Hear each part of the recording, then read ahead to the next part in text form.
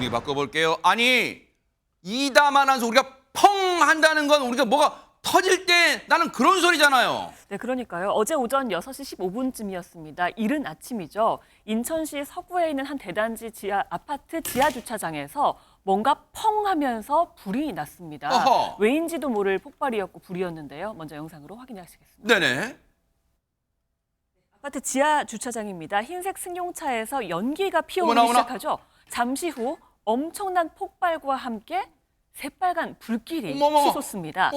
주차돼 있던 전기차에서 발생한 화재인데요. 30층짜리 아파트에 유독가스가 퍼졌다고 어머 하고요. 세상에. 30층짜리니까 주민들도 많았을 텐데요. 200명이 넘는 주민들이 대피를 하는가 하면 어머 세상에. 일부 아이고 저렇게 주민은요. 구조하는군요. 네네. 네, 저렇게 고가 사다리차가 동원돼서 어머나. 구조되기도 했습니다.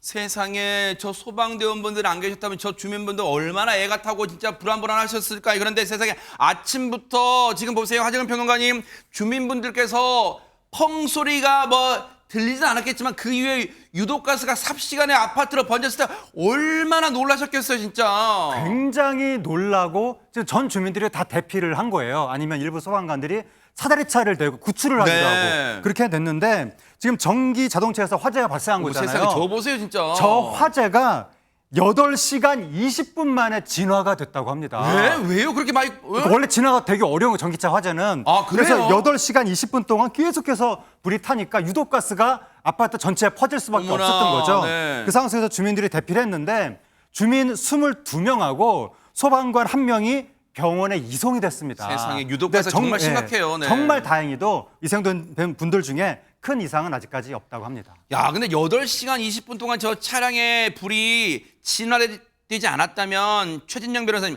앞서도 CCTV 봤지만 주변에 차량도 여러 대가 있었잖아요. 그 피해도 컸을 것 같아요. 그렇습니다.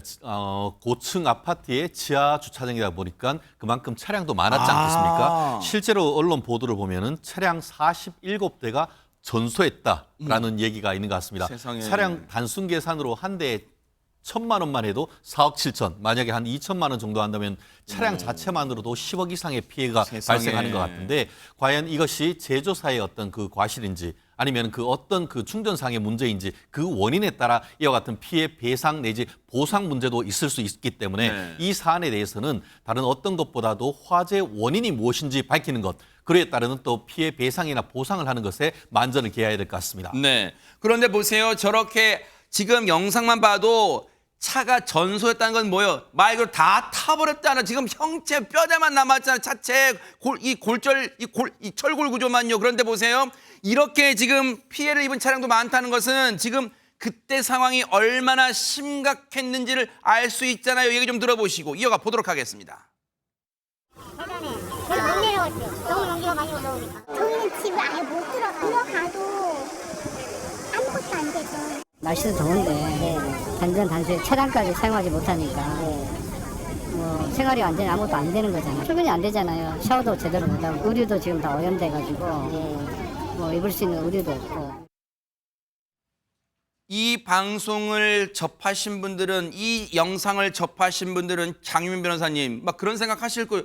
아이고 세상에. 근데 저 불을 왜 8시간 넘도록 못 껐을까? 막 그런 궁금하실 것 같아요. 그 점이 좀 의아하죠. 뭐 여러 요인이 있는데요. 일단 너무 폭염이라는 점도 악조건 중에 하나로 아이고. 꼽히고 있고요. 이게 불이 난 장소가 지하 주차장이다 보니까 연기가 매캐하게 퍼지면서 뭐 소방차 진입도 안 되고 소방대원들의 진입도 좀 쉽지는 않았던 세상에 부분이 있었다고 그랬겠네요. 합니다. 어머머 세상에. 그런데 무엇보다 좀 1차적인 원인으로 거론되는 건 이 전기차의 특성에 기인하는 왜요? 것 같습니다. 일단 전기차에서 불이 나게 되면요. 일단 일반 내연기관 차량보다 불길을 잡기가 훨씬 어렵다는 겁니다. 왜냐하면 전기차에 탑재된 리튬 배터리 화재가 나면요. 이 불의 온도가 너무너무 높다라고 합니다. 그래요? 그리고 불길이 굉장히 오랫동안 좀 지속이 되는데 이걸 열 폭주 현상이라고 하더라고요. 그러면 분말 송화기를 사용을 하더라도 분말이 이 리튬 배터리 내부에까지는 미치지가 못하기 때문에 세상에. 냉각 효과를 볼 수가 없다는 겁니다. 어허. 실제로 이 아파트에 거주하는 주민분들은요, 아파트 커뮤니티에